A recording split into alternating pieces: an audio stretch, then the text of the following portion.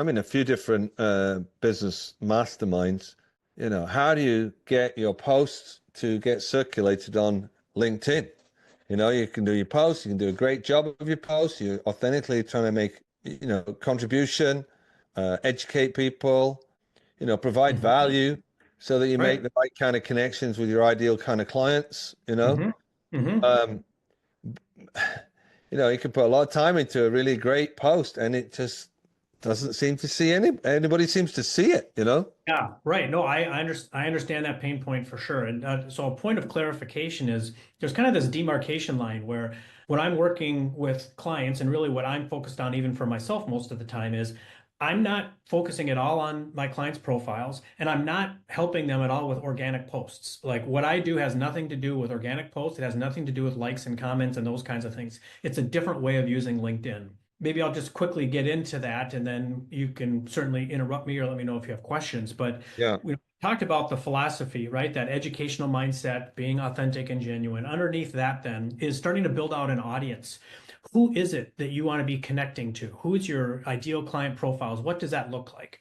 And I'm almost always using Sales Navigator. If and Sales Navigator is the sales tool that LinkedIn provides. Yeah. Half my clients have Sales Navigator, the other half don't. If they don't have it, then I'll use mine to build out the audiences. Um, and then there's two other kind of growth hacks that your audience could think about using on LinkedIn. One are LinkedIn events. So if you have any direct competitors that are putting on a LinkedIn event, or if there's an industry organization that is putting on a LinkedIn event around a topic that your business solves for, if you go and attend that event, you can see everyone else that's also attending that event. And you can actually start to build out an audience of people that are publicly raising their hand and saying, this is who I am, and I'm interested in learning more about this topic. Okay. So that's one growth hack is using other events to start building out prospect lists. The second would be identifying a thought leader in your space that you could use as a proxy. So, for example, there's a woman that has about 70,000 followers on LinkedIn, and she talks a lot about, LinkedIn profiles and LinkedIn posts and all those kinds of things. I connected with her, so now we're first connections, and because her connections are open, I can actually start building out a list through, you could use regular LinkedIn search. I use Sales Navigator, where I can say, okay, I want to see everyone that's a first connection to her, but is a second connection to me that is a founder or a sales executive or a business coach, right? Because they're most likely following her because they want to learn from her how best to use LinkedIn. Therefore, they're probably a good candidate for Rainmaker, right? So that's an example of how I'll use another person as a proxy to help me build out a prospect list. Okay. So that's that second layer around audience building, typically using Sales Navigator.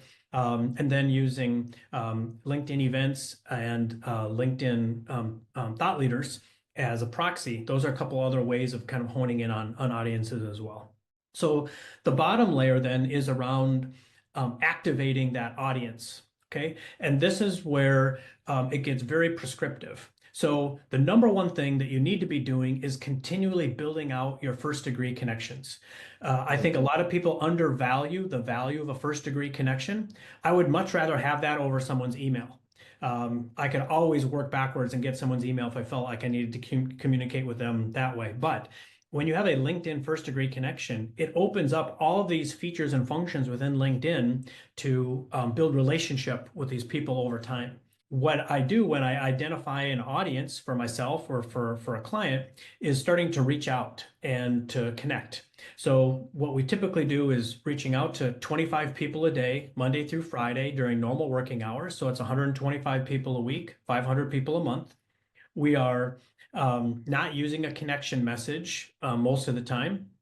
If someone doesn't connect within 30 days, then we withdraw the invite, right? A lot of times people aren't connecting back. It's not they don't want to connect, but it just your invite gets lost in all, the other alerts and it just gets pushed down.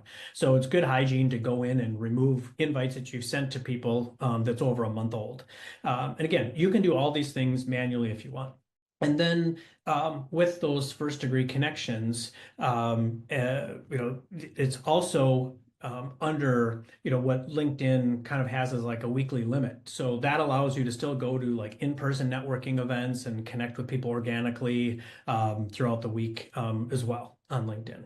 So that's kind of that growing network of first degree connections that allow you to continually tap into that first degree network for some of the other activities that you can do.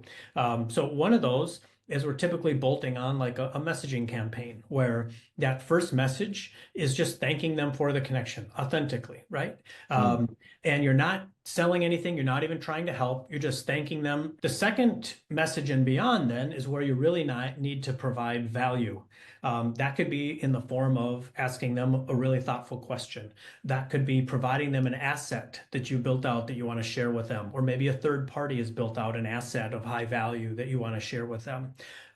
Maybe there's a LinkedIn poll you'd like to invite them to. Maybe there's a LinkedIn event, whether it's in person or a LinkedIn live stream that you want to invite them to, right? There's all these things that you can do to activate that audience with thought leadership and really adding value to the relationship without selling and helping you kind of further that relationship in ways where they start to trust you, they start to know you, and it gives you that opportunity then with this growing first degree network that you touched on, is that when you're posting any organic content, you now have a larger audience of ICPs that are potentially seeing this content as well as some of the other content that you'd be sending them directly.